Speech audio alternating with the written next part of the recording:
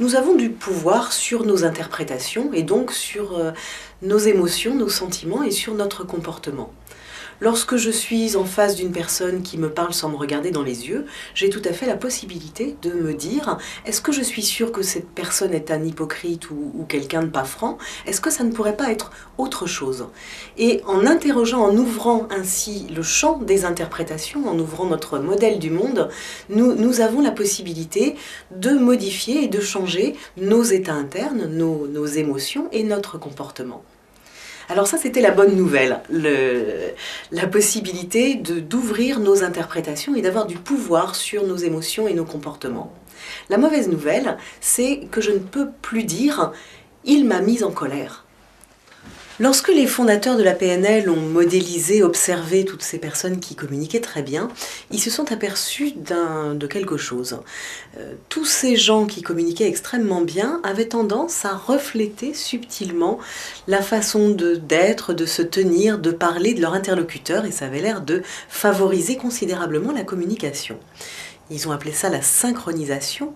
Et la synchronisation, c'est un phénomène complètement naturel que nous faisons à chaque fois que nous sommes en empathie ou en affinité avec quelqu'un.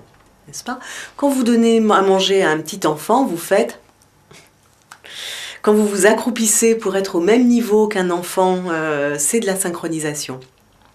Lorsque vous prenez le léger accent du sud d'un de vos amis ou de quelqu'un qui vous est proche, c'est de la synchronisation.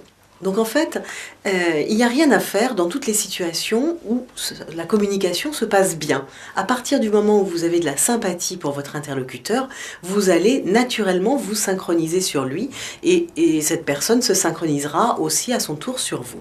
Utiliser la synchronisation pour gérer les problèmes d'agressivité, ça va vouloir dire simplement agir les fois où ça ne se passe pas si bien que ça. Lorsque on a par exemple peu de sympathie pour l'interlocuteur qu'on a en face, on va à ce moment-là essayer de se synchroniser volontairement. Faire face à un individu agressif ou en colère, ça ne s'improvise pas. Pour cela, il existe des outils et des techniques très efficaces que Valérie Roger va vous confier en exclusivité. Comment désamorcer des élans de colère, dire non à l'agressivité, gérer une situation qui vous paraît sans issue? Découvrez-les dans votre formation « En finir avec la colère et l'agressivité ».